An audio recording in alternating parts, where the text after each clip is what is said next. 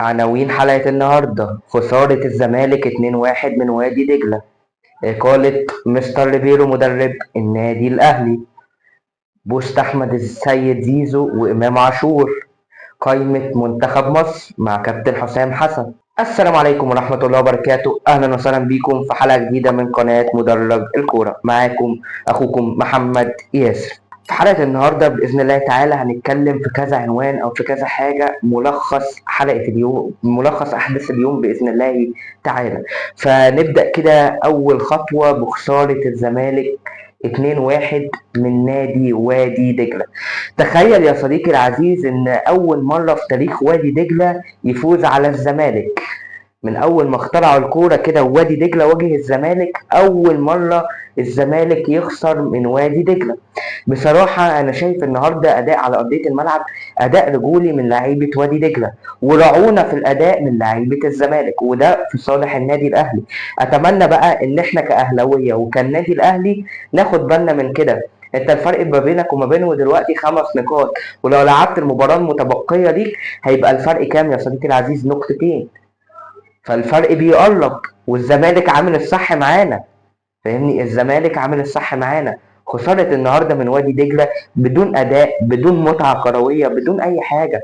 في نظرية كده أنا حطيتها للدوري المصري: المدربين الأجانب كلهم مش نافعين. إذا كان ريبيرو اللي تم إقالته النهارده من النادي الأهلي، ولا فيريرا، مش هنقول طبعا الاسم الأول بتاعه، فيريرا مدرب الزمالك. انا مش شايف حتى الان 4 مباريات او 5 مباريات لعبها الزمالك في الدوري حتى الان. 5 مباريات. انا مش شايف اداء، مش شايف فكر مدرب. نفس ازمه النادي الاهلي، مفيش برضه اداء، مفيش متعه.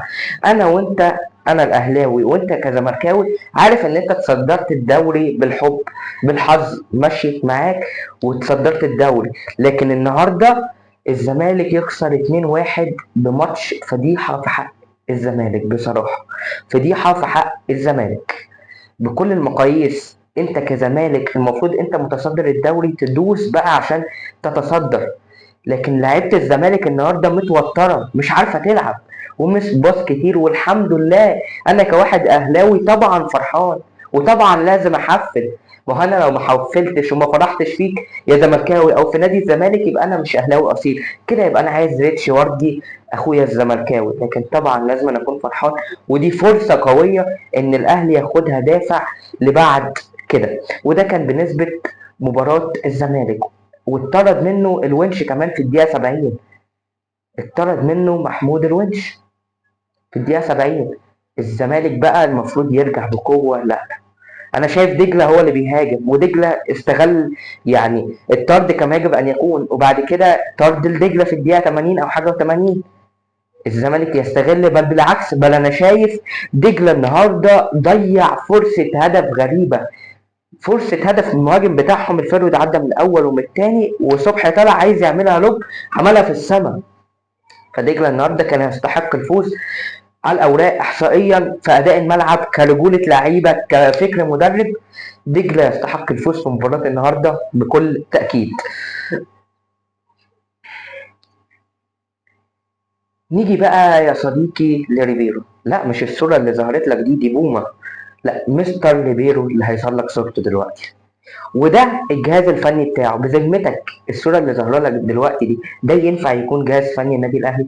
شايف ريبيرو قاعد ازاي؟ شايف المحلل الاداء قاعد ازاي؟ شايف المساعد بتاعه ولا مش عارف مين اللي جنبه ده اصلا قاعد ازاي؟ انا مش عارف ايه الجهاز ده كان عنده برود اعصاب كده ازاي. ريبيرو طول المباراه، ده ريبيرو وشكل ريبيرو ووش ريبيرو. فإقالة مستحقة بكل تقدير. وجه النادي الأهلي النهارده، والحمد لله تعالى النادي الأهلي برئاسة كابتن محمود الخطيب أخذ القرار بسرعة بدون تفكير وبدون مجادلة. تم عقد اجتماع الصبح مع كابتن محمد يوسف في الساعة 11 الصبح، مع محمد يوسف ومع لجنة التخطيط، والحمد لله تعالى تم الاتفاق على استقال أو إقالة مستر ريبيرو بكل تأكيد. تعالى بقى كده يا صديقي العزيز هبين لك الماتشات اللي لعبها ريبيرو معانا. ريبيرو يا صديقي العزيز لعب معانا 7 مباريات منذ كأس العالم والدوري المصري. طبعا الوديات دي مش هتتحسب، لأن في الأول وفي الآخر بطولة ودية ملهاش أي لازمة. 7 مباريات رسمية. اول حاجه بس عايز اقولها لك، مستر ليبيرو اول مدرب يتعمل له في مرتين اعداد. اول مره قبل كاس العالم لما عمل فريق الاعداد وبدا يعني يعد اللعيبه في كاس العالم، والمره الثانيه لما عمل معسكر الاعداد في تونس. فالمفروض ان انت تبقى فاهم الفريق، انت معاك نجوم تنزل تكتسح الدوري عايز اقول لك ايه، النادي الاهلي ريال مدريد افريقيا، فالمفروض انت تكتسح بالفريق اللي معاك ده.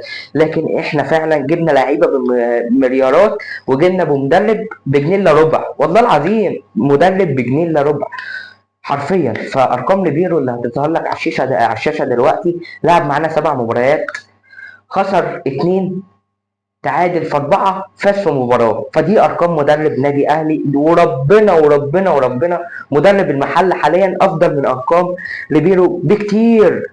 عايز اقول لك اي مدرب مصري هيبقى ارقامه افضل من ليبيرو. احنا مش هنتكلم عن المدربين او مين نصيحتي انا او رايي في المدربين اللي هيجوا او مين المرشحين للانضمام في الاهلي، دي هتبقى معمول لها حلقه لوحدها، هنتكلم في مدرب والترشيحات ومين المدرب الجاي وكل ده هيبقى ليه جزء لوحده، ده كده كده. نيجي بقى للجزء اللي بعد كده، بوست احمد السيد زيزو اللي هينزل لكم على الشاشه دلوقتي. بوست قمه في الروعه، اهو ده فعلا اللاعب الرجولي، اللاعب اللي بجد يستحق انه يكون في النادي الاهلي، اللاعب اللي عارف ان هم امبارح ما كانوش كلاعيبه افضل حاجه، عمل اللي كباتن الفرقه ما عملتوش، نزل بوست شكر لجماهير الاهلي واعتذار لجماهير الاهلي وللي هم قدموه، اللي كانت نكسه كرويه امبارح يا جماعه، كانت فضيحه كرويه، فضيحه كرويه. انا ما شفتش النادي الاهلي امبارح، فضيحه كرويه بكل ما تعنيه الكلمه. امبارح اسوأ مباراه للنادي الاهلي شفتها في حياتي منذ ان شجعت كره القدم. اسوأ اسوأ اسوأ مباراه، مفيش روح، مفيش شخصيه، مفيش فعلا فعلا كما قال الجمهور لعيبه عاله ومش رجاله، كانوا امبارح كده فعلا.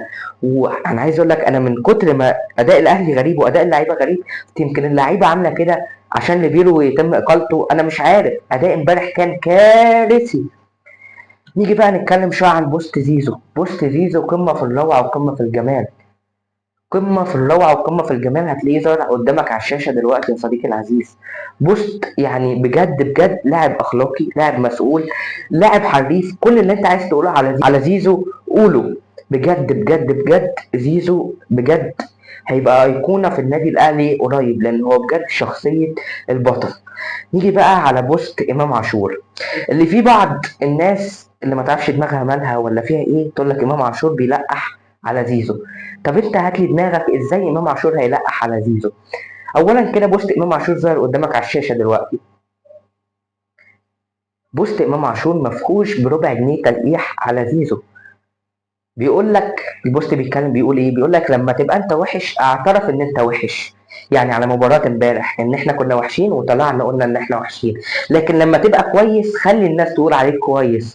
زي الاهلي لما بيبقى متألق وفايز بالبطولات عمره ما طلع قال انا كويس، فالناس هي اللي بتقول كويس. فهو بيتكلم على ماتش امبارح وعلى النادي الاهلي، فما فيش يعني تجريح في زيزو او اساءة زيزو او تلقيح على زيزو او للنادي الاهلي، بل بوست عايز واحد بس بيفهم وبيعرف يفهم وبيعرف يحلل وهيفهم من البوست. قمة قمة قمة في الروعة. نيجي بقى لأول خبر معانا عالمي النهاردة، فوز ليفربول على أرسنال، اللي بقى لهم فترة طويلة قوي ليفر معرفش يفوز على أرسنال. الليفر النهاردة بيفوز ويعني بيضع أول قدم ليه إن هو ياخد تاني دوري على التوالي. سوبوسلاي إيه جمال الفاول ده، لا انا الفاول ده لو قعدت اتكلم فيه من هنا لبكره لا هتكلم كتير، ده هنكتب صفحات كمان، ده احنا هنتكلم في متعه الفاول ده كتير. بجد بجد بجد فاول ولا اروع. الليفر ايه عشان تيشيرت الليفر بس بيتغسل، الليفر ولا اروع النهارده، وقدر ياخد الثلاثه بونت ويحقق الفوز دي على ارسنال منذ غياب فتره طويله. نيجي بقى لقائمه منتخب مصر برئاسه الكابتن حسام حسن. نبدأ كده في حراسة المرمى بمحمد، كابتن محمد الشناوي، كابتن مصطفى شوبير، كابتن محمد صبحي، كابتن عبد العزيز البلعوطي. حراسة المرمى كما يجب أن يكون بصراحة في مصر، والله يكون في عون كابتن حسام حسن بأمانة. لعيبة كثيرة مصابة، كوادر أساسية كتيرة مصابة، بصراحة الله يكون في عون كابتن حسام حسن، وهو اختار أفضل اللعيبة المتاحة حاليا. نيجي بقى لخط الدفاع. عندك رامي ربيعة، خالد صبحي، حسام عبد المجيد، عمرو الجزار، محمد ربيعة ومحمد هاني واحمد عيد واحمد نبيل كوكا. ده كان خط دفاع منتخب مصر اللي تم الاختيار عليه من قبل كابتن حسام حسن. الوسط بقى حمدي فتحي، يليه مروان عطية، معرفش هو انضم ازاي بصراحة، بس عشان هو لسه كان ما شاركش معانا في مباراة او اي حاجة، بس هو انضم على اي حال. طالما انت ضميت مروان عطية ليه ما ضمتش امام عاشور؟ ما هو جاهز برضه، جاهز زي بس بيني وبينك كويس ان هو ما ضموش امام عاشور ياخد الفترة دي بريك بتاعة التوقف الدولي عشان يرجع معانا في النادي الاهلي باذن الله تعالى بقوة اكتر، حتى حفاظا عليه هو يعني. هو طبعا تحت امر منتخب مصر، لان احنا لو ما بنشجعش منتخب مصر بكل انتماء مش هنعرف نشجع النادي الاهلي بكل انتماء. منتخب مصر طبعا اولا ده اسم مصر، انت بتلعب باسم مصر، منتخب مصر بيلعب باسم مصر.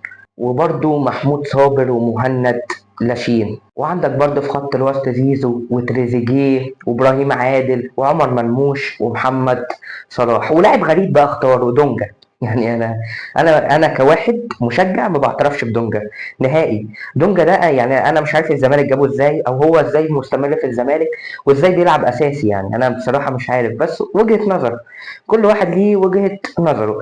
خط الهجوم بقى مصطفى محمد وأسامة فيصل، دي كانت قائمة منتخب مصر، قائمة مدججة بالنجوم يعني الموجود على قد الموجود. ما عندك لعيبة كتيرة مصابة، عبد المنعم عندك مصاب، ياسين مرعي مصاب، إمام عاشور ما اختاروش عشان الإصابة برضو عندك، لا لعيبة ما تعدش، لعيبة كتيرة مصابة.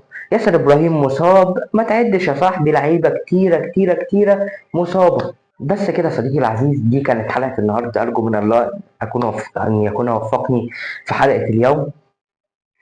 بإذن الله تعالى الجاي أفضل بكتير. أنا كده طلعت قلت لك ملخصات اللي حدث النهارده في اليوم. كان يوم فيه حاجات كتير وفيه كلام كتير، كنت ناوي أعمل حلقة مخصصة لريبيرو بس قلت ملهاش لازمة يعني في وسط الحلقة كده، خلاص. شكرا مستر ريبيرو بصراحة، يعني أنت ما فيش حاجة كويسة عملتها للأهلي حتى الواحد يشكرك عليها بكل أمانة وبكل صراحة. أنت يعني مستر كولر لما مشيناه ليه حسنه معانا، ليه سابقه قبل كده الواحد كان بيشكره، اليافطات اللي اتعملت، الدعايه والاعلان اللي في الشارع اتعملت بجد لانه يستحق. عمل معانا حاجه، خد معانا بطولات، رجع في وقت من الاوقات شخصيه البطل، شخصيه النادي الاهلي. انما انت كاريبيرو انت جيت خربت النادي الاهلي، ضيعت هيبه النادي الاهلي في السبع مباريات، بوظت شكل الاهلي بكل تاكيد. والحمد لله ان احنا خلص الحوار وخلص مشوار لبيرو لحد كده، الحمد لله. خسارة قريبة احسن من مكسب بعيد، ده واحنا كمان ما كناش نعرف هل هو هيجي منه ولا لا. الحمد لله كابتن محمود الخطيب اعترف انه اخطأ باختيار ريبيرو، هو طبعا ما اعترفش على الهوا يعني، بس اعترافه ان هو اقاله بدري. الحمد لله انها جت على قد كده، الحمد لله الحمد لله الحمد لله. بس كده صديقي العزيز، انا عارف ان ممكن الحلقه تكون طويله، بس انا بعمل لك حلقه واحده في اليوم فيها اخبار اليوم كله. طبعا لو حابب ان انا اعمل لك حلقه عن المدربين المرشحين لقياده النادي الاهلي وانا اختار مين او افضل مين، طبعا اكتب لي تحت في الكومنتات بكل تأكيد. بس كده صديقي العزيز، لا تنسى الدعاء لإخواتنا في فلسطين فهم من يستحقون الدعاء، وما تنساش تعمل لايك الجميل بتاعك وتشترك تحت في القناة وتفعل زر الجرس عشان يوصلك كل فيديو جديد. ويا ريت لو ما اتفرجتش على الفيديوهات القديمة ادخل على القناة وهتلاقي لينك صفحة التيك توك بتاعتنا في وصف الفيديو، اتمنى انك تروح تعمل فولو هناك ولايك على الفيديوهات. شكرا منك، السلام عليكم ورحمة الله وبركاته.